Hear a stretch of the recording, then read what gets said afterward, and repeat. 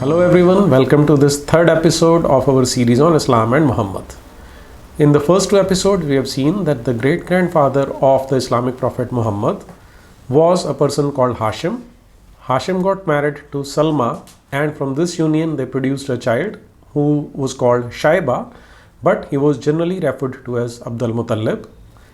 The reason for this strange name was because he had been brought up by his uncle named Muttalib.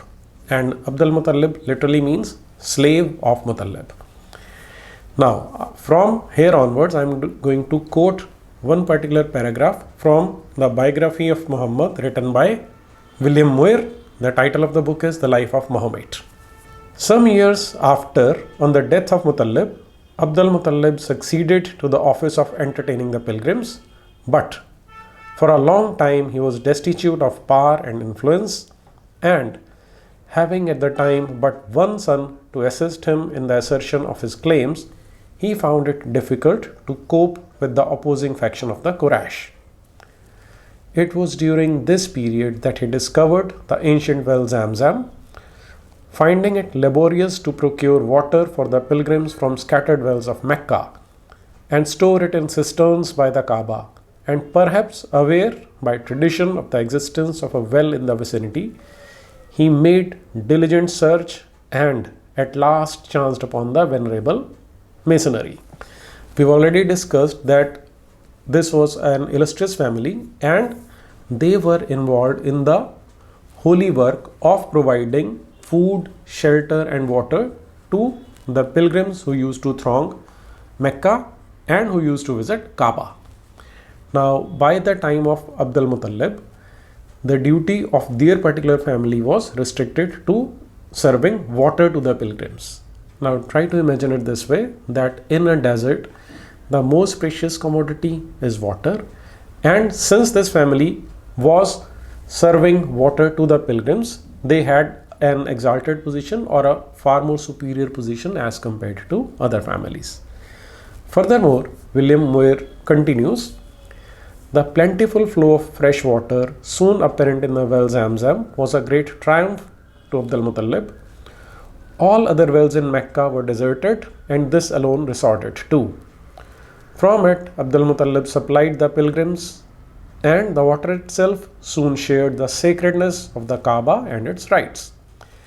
The fame and influence of Abdul Muttalib now waxed greater and greater. A large family of powerful sons added to his dignity. He became and continued to his death the virtual chief of Mecca. Now, from here we will shift on to the next part of the story. As we've seen that in the earlier days, Abdul Muttalib had only one son, Haris or Harith, to assist him. But because he was feeling handicapped by paucity of sons, what he did was, he vowed in front of the deity in Kaaba that if you provide me 10 sons, I will sacrifice one of them for you. And in a few years, it so happened that he got 10 sons and some daughters also. Now, he had to fulfill his vow. And one fine day, what he did was, he took all his 10 sons to the precincts of Kaaba, where he decided to sacrifice one of them. But now which one should be sacrificed? To decide this, there was a tradition which was used in Kaaba which he resorted to. According to this tradition, the names of all the 10 sons were written on 10 arrows, and these arrows were put in a quiver. A lady was summoned and she was supposed to draw one of the arrows, and the name of the person written on that arrow will be sacrificed to the deity. So the process was followed, and the arrow which was withdrawn had the name Abdullah written on it. Now Abdullah was the youngest son of Abdul Muttalib, and since he was quite young, therefore he was one of the dearest member of the family, especially for the women folk. So the women started crying that we cannot let our youngest son to be sacrificed at the altar of the deity. So a solution was found out. The solution was that now only 2 arrows will be put in the quiver. On one, name of Abdullah will be written. On the second, it will be written 10 camels. So if the arrow of 10 camels is drawn out during the draw of lots, then 10 camels will be sacrificed and Abdullah will be saved. But as luck would have it, the arrow when withdrawn had Abdullah written on it once again. Now, what is the significance of 10 camels is, what we are told according to the traditions is that in those days, the ransom money or the blood money for one person killed was equivalent to 10 camels. Which is to say that if someone kills a particular person, then as a compensation for blood money, the killer has to give 10 camels to the family of the deceased. Anyway, coming back to the story, now the number of camels were doubled. Now 20 camels was written on one arrow and Abdullah on the second arrow. But again, the arrow that was drawn had Abdullah written on it. So this went on. Every subsequent time, the number of camels on the second arrow was increased by 10. And ultimately on the 10th draw, that means when 100 camels was written on one arrow and Abdullah on the other, the arrow with 100 camels was withdrawn, and as a result, Abdullah was saved. Now, to fulfill his vow, Abdul Muttalib brought 100 camels around Kaaba. These 100 camels were slaughtered and their meat was fed to the Meccans. So Meccans had a great party and the event was remembered far long after the incident had taken place. Now, as a result, Abdullah was saved. With passage of time, he started growing up, and in the year 570 or thereabouts, when this Abdullah was about 24 years of age, Abdul Muttalib took him along with him to a distant relative of theirs whose name was Wahab. This Wahab had a daughter and a niece. Abdullah was married to the niece of Wahab. Her name was Amina. And Abdul Muttalib at that time was about 70 years of age, and he got married to the daughter of Wahab.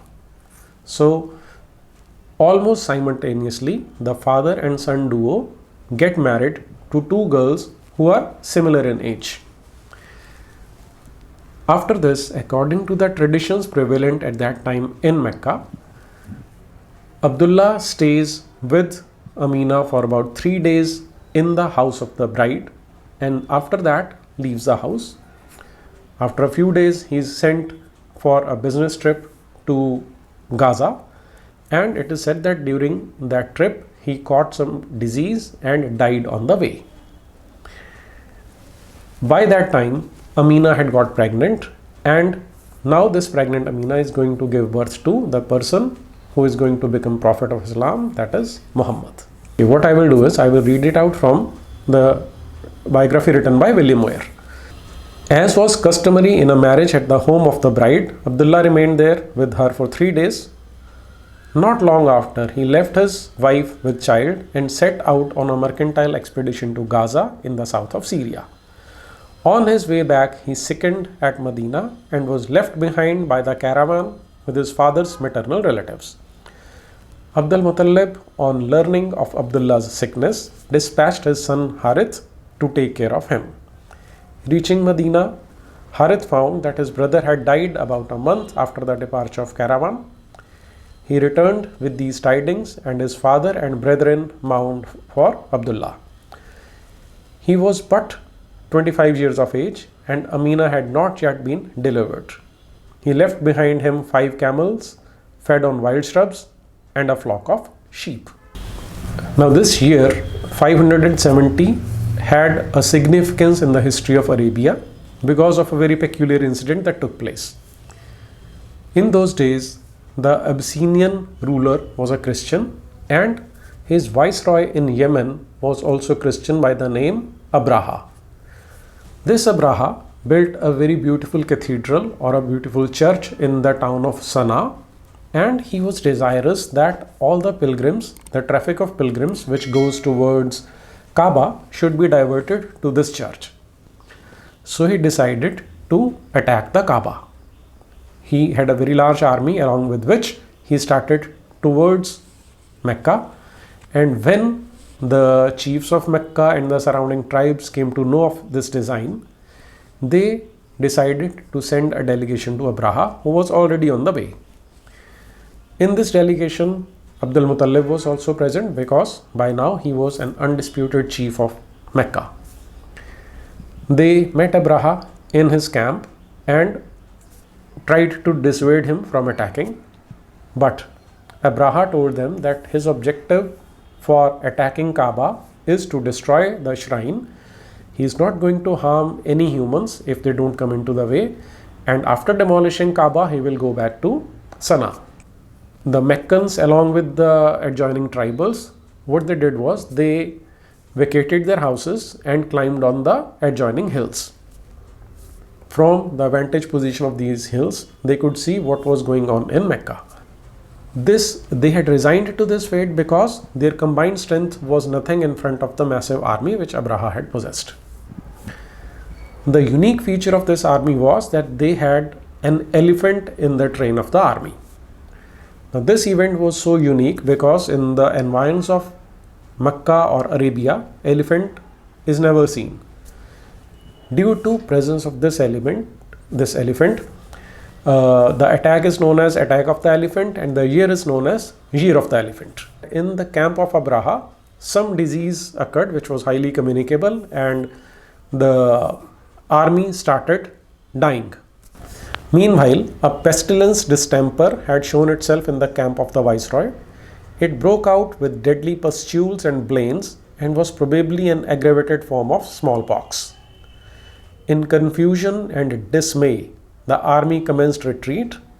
Abandoned by their guides, they perished among the valleys, and a flood sent by the wrath of heaven swept multitudes into the sea. Scarcely any recovered who had once been smitten by it, and Abraha himself, a mass of malignant and putrid sores, died miserably on his return to Sana'a. But there is a very interesting twist to the story. Now, the apologists of Islam try to put a spin into all this story. What they do is, I'll just quote it from the biography of Prophet written by Saifur Rahman Mubarakpuri. The book is called Ar-Rahiq al-Makhtoom, or The Sealed Nectar.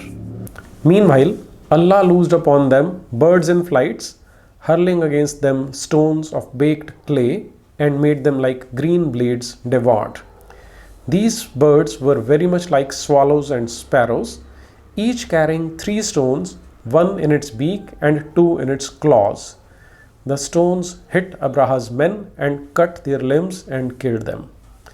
A large number of Abraha's soldiers were killed in this way, and the others fled at random and died everywhere. Abraha himself had an infection that had his fingertips amputated. When he reached Sana'a, he was in a miserable state and died soon after. So we have these 2 particular incidents taking place in the year 570. One is birth of Muhammad, second is the attack by the elephant. Now, Muslim apologists are in this habit of coloring every event by supernatural events. For example, in this case, they are saying that there was a flock of birds which came carrying stones in their claws and beaks, and they attacked the army and killed it. That is understandable because such legends are created to produce a larger than life picture of people who are venerated by a particular group or a particular religion. That's it for today. Thank you very much.